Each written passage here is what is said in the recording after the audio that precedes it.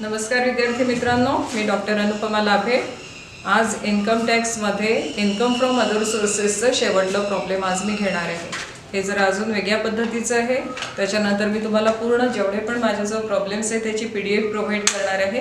ती तुम्ही सोडवून पाहिजे आहे आणि जर तुम्हाला त्याच्यामध्ये काही क्वेश्चन्स असतील, काही डाऊट आले असेल तर ते तुम्ही मला कधी विचारू शकता।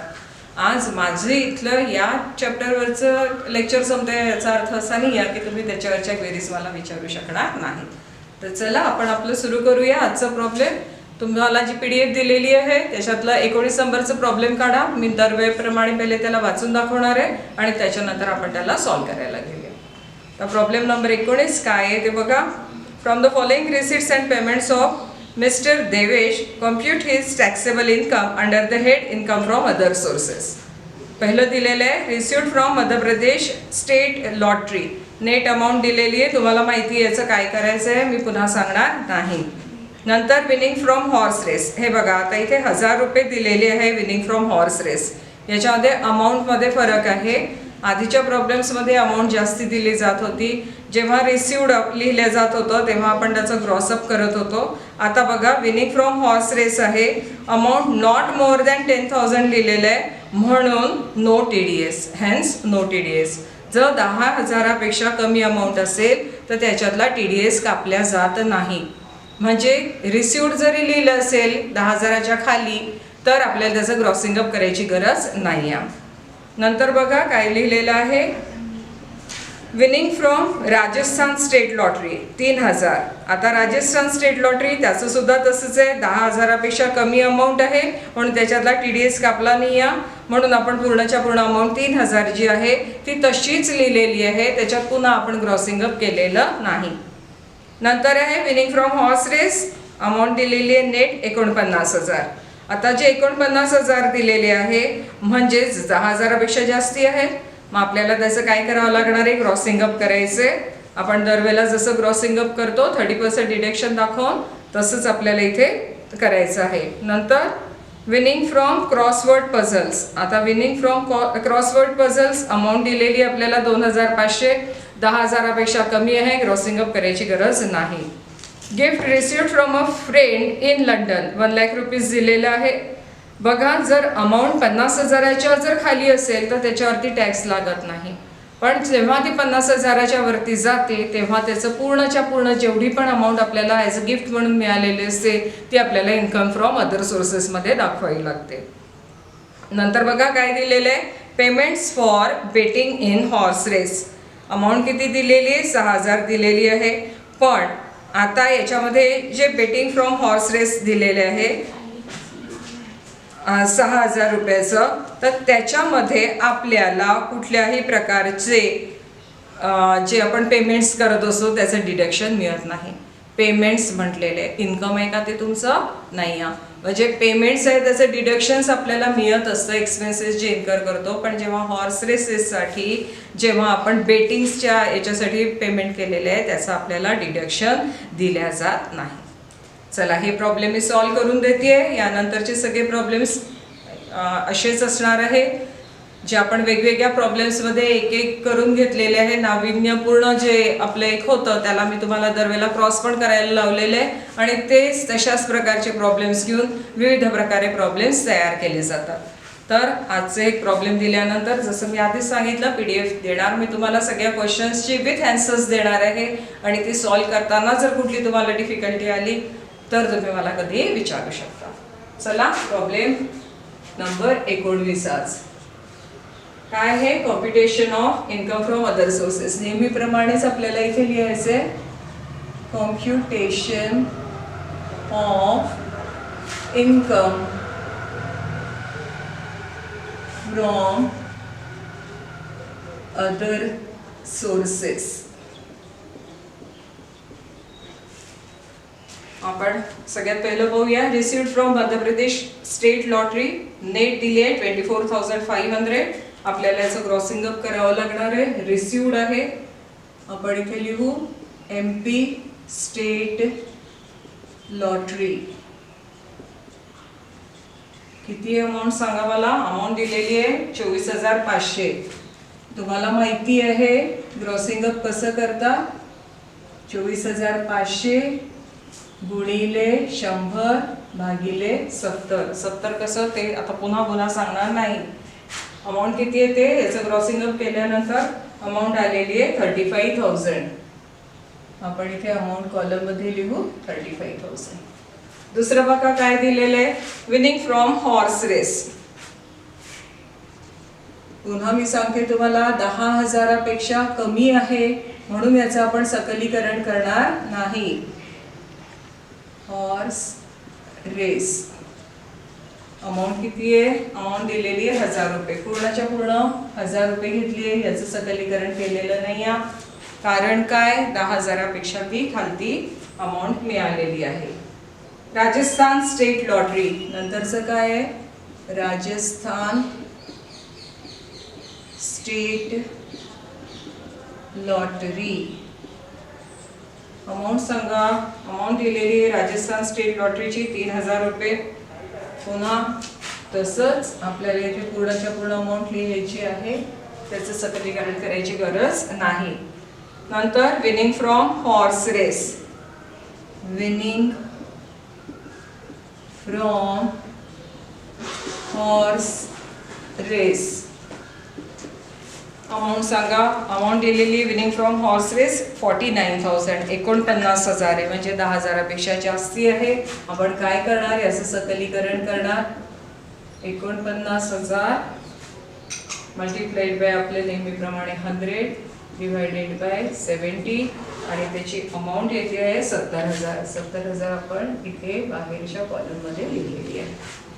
नंतर बघा काय दिलंय, winning from crossword puzzle. Winning from crossword puzzle.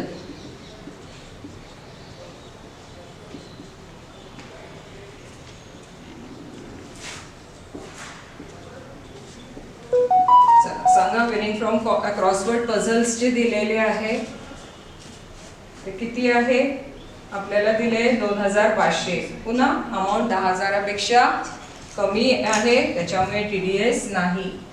2,500 मी एकदा एका ब्रॅकेटमध्ये लिहून देते, जिथे जिथे आपण पूर्ण लिहिलेलं आहे त्याच्या खाली आपल्याला काय लिहायचंय ते बघा. Amount not more than, amount not more than 10,000, hence no TDS. No TDS. TDS चा फुल फॉर्म काय होतो, टॅक्स डिडक्टेड ॲट सोर्स. आपण पहिल्या लेक्चर्समध्ये पाहिलेलं आहे. टॅक्स डिडक्टेड ॲट सोर्स म्हणजे जिथून आपलं उत्पन्नाचा स्रोत होतो तिथेच काय कापला जातो, टॅक्स कापला जातो. पण इथे का बरं टॅक्स कापला गेलेला नाही, कारण की हे 10,000पेक्षा कमी आहे म्हणून त्याचा टॅक्स कापला गेलेला नाही. चला पुढे बघूयात आपण काय लिहिले आहे, गिफ्ट फ्रॉम फ्रेंड. आता हे gift from friend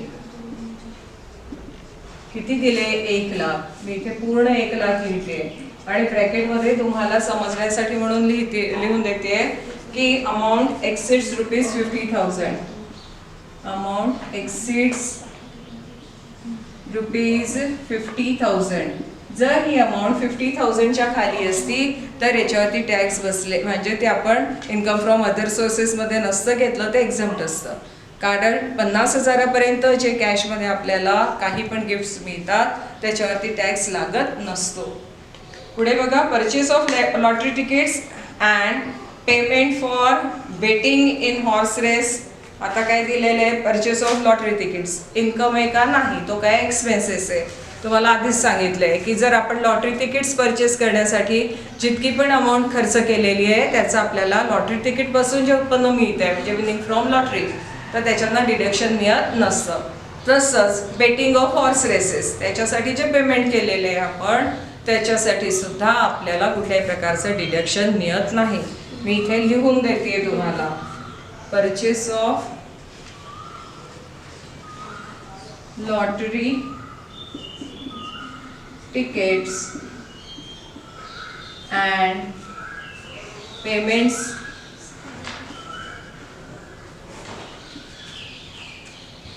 in horse race